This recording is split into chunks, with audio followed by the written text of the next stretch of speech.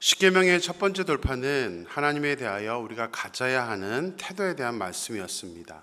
오늘 본문은 이제 십계명의 두 번째 돌파에 대해서 특별히 이제 다른 사람들과의 관계에 대해서 우리가 가져야 하는 태도에 대해서 기록이 되어 있습니다. 십계명은 간단하게 말하면 대신관계 그리고 대인관계에 대한 계명이고, 이 십계명을 한 단어로 압축하면 사랑입니다. 하나님에 대한 사랑, 다른 사람에 대한 사랑입니다.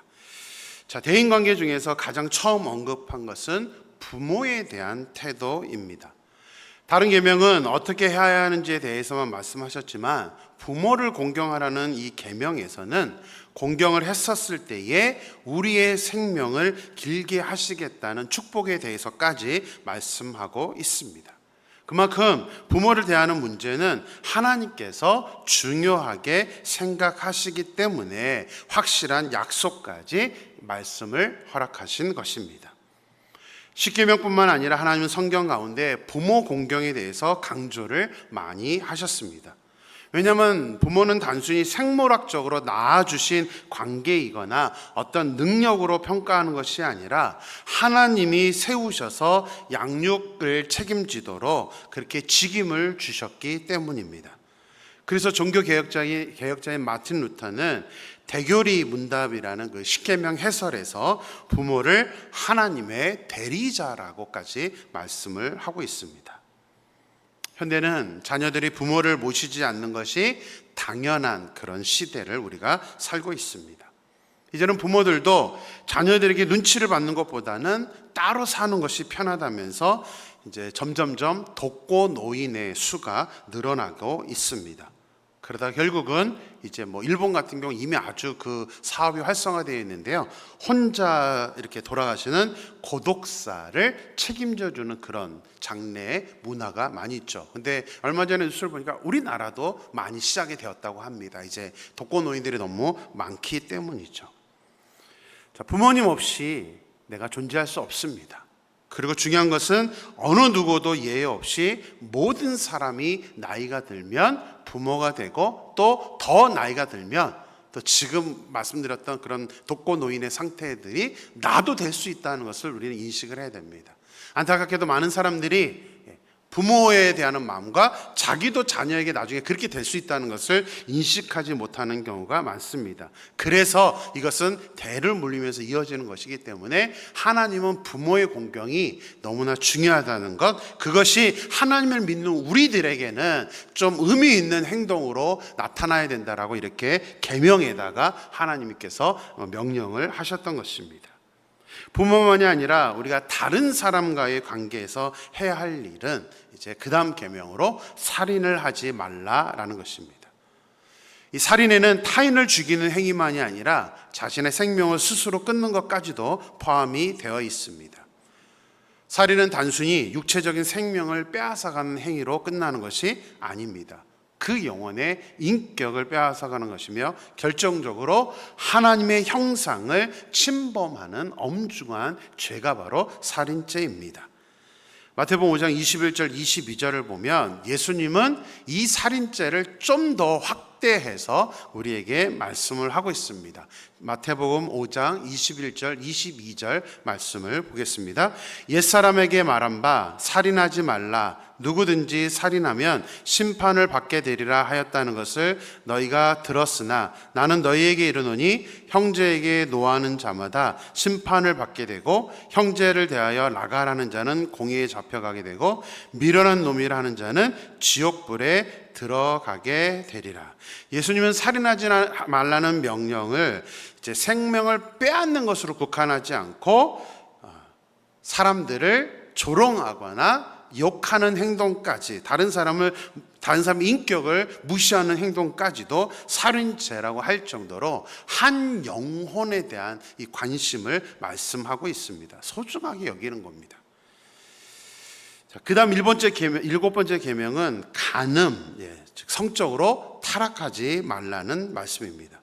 역사적으로 시대적으로 타락했는지의 여부는 바로 성적인 타락을 기준으로 삼을 정도로 성적인 타락 역시 하나님께서 굉장히 중요하게 생각하시는 범죄입니다.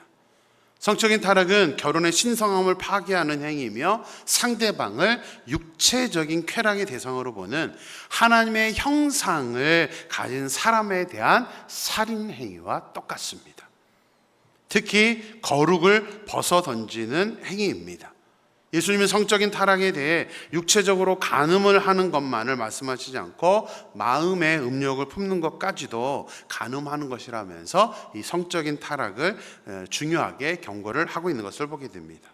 8번째 계명은 도둑질을 하지 말라는 것입니다.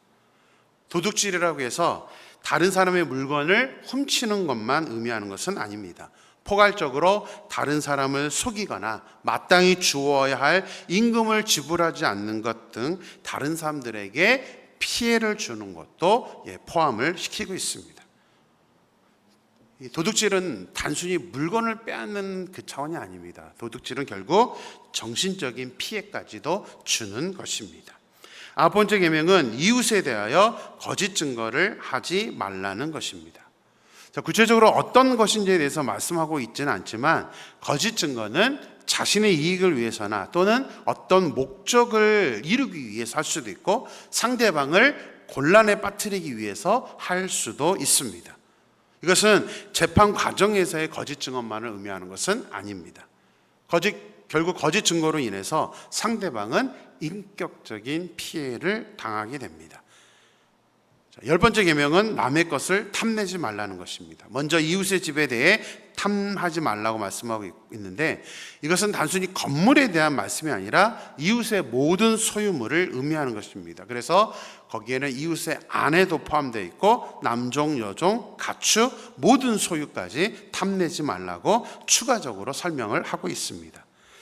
이웃의 소유에 대해서 탐을 내는 것은 한 개인만이 아니라 한 가정의 행복을 파괴하는 일이기 때문에 이렇게 따로 명령을 하고 있는 것입니다.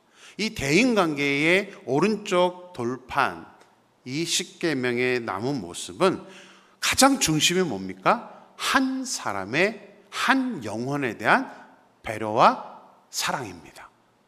뭐든지 다 어떤 일을 겪든 전부 다 그 사람은 정신적으로나 영혼적으로 파괴를 당하기 때문에 하나님은 그 사람 한 사람을 우리가 대할 때 신중해야 된다고 이렇게 십계명을 우리에게 명령하신 것입니다.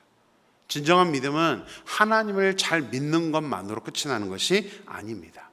한 영혼, 한 개인이 소중합니다. 그런데 나만 소중한 것이 아닙니다. 한 영혼을 향한 하나님의 사랑과 관심, 그것이 하나님을 믿는 믿음의 척도라는 것을 우리가 깨달으면서 하나님 주신 계명의 의미를 잘 새기면서 우리가 서로를 향해서 상대방을 잘 배려하고 사랑할 수 있는 저 여러분이 되기를 주님의 이름으로 축원합니다.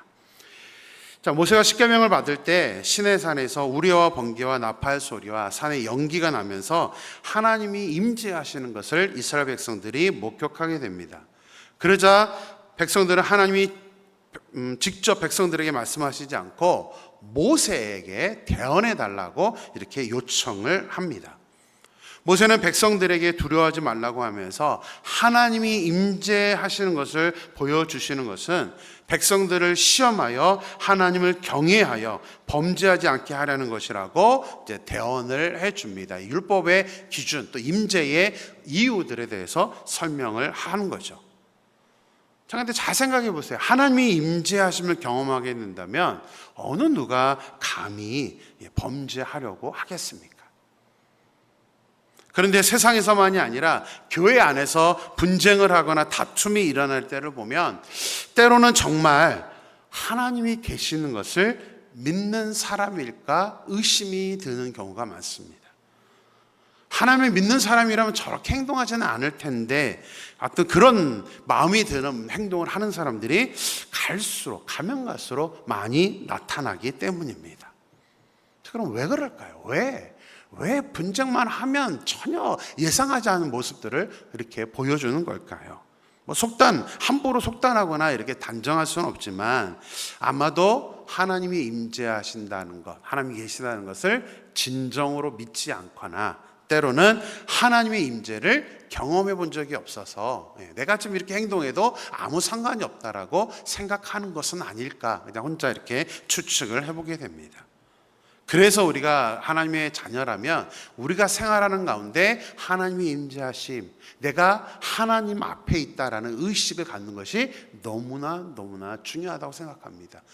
우리가 하나님 앞에 있다라면 내가 하는 행동에 많은 제약이 걸릴 수밖에 없습니다. 이렇게 하면 안 되지 라고 생각을 할 수밖에 없기 때문입니다.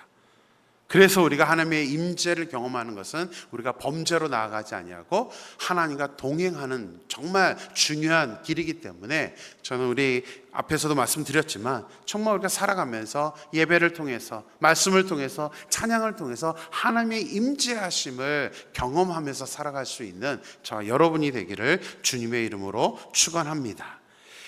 하나님이 임재하시는 모습을 본 이스라엘 백성들에게 하나님은 이제 모세를 통해서 4가지를 특별하게 당부를 하십니다. 이 4가지를 보면, 첫 번째, 은으로나 금으로 자신들을 위하여 신상을 만들지 말라. 두 번째는 토단을 쌓고 제사를 드려라. 세 번째는 다듬은 돌로 제단을 쌓지 말라. 네 번째는 층계로 제단에 오르지 말라라는 명령을 하셨습니다.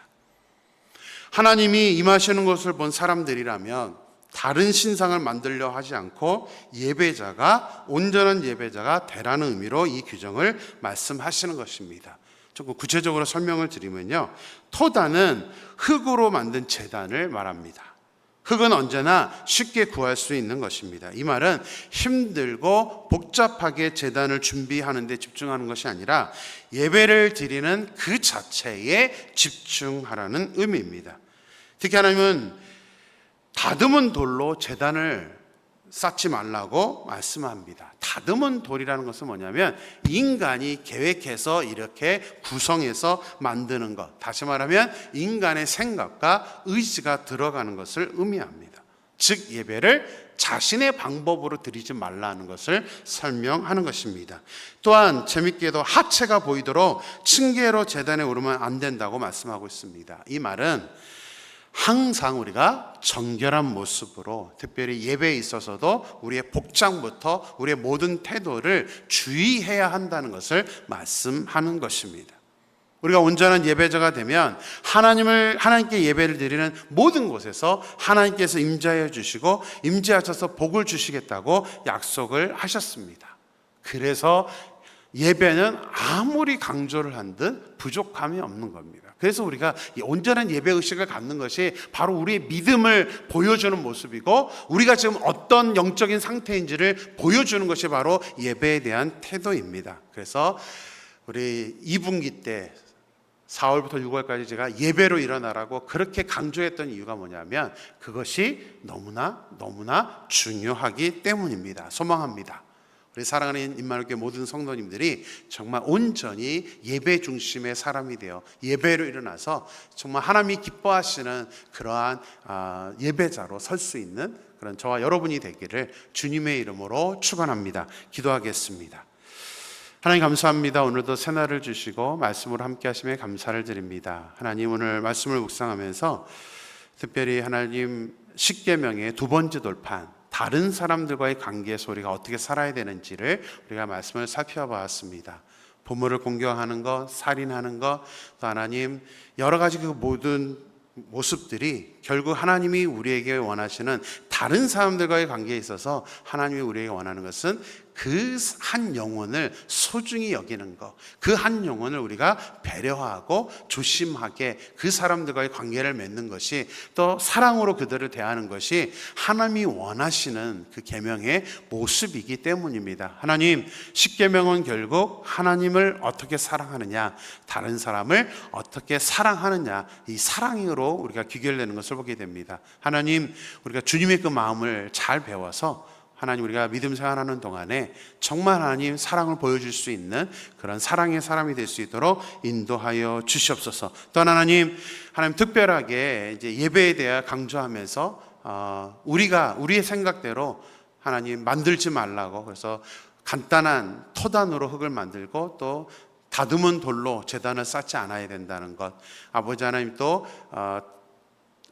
옷이 안에 있는 옷이 보이지 않도록 주의하라. 이러한 것들이 그냥 문자적인 의미로 보면 그냥 너무 형식적인 것 같지만 결국 하나님이 이런 계명들을 통해서 우리에게 말씀하시는 것은 우리가 드리는 예배 하나하나가 태도부터 얼마나 중요한지를 강조하고 있다는 것을 우리가 말씀을 통해 깨닫게 됩니다. 하나님 선망합니다.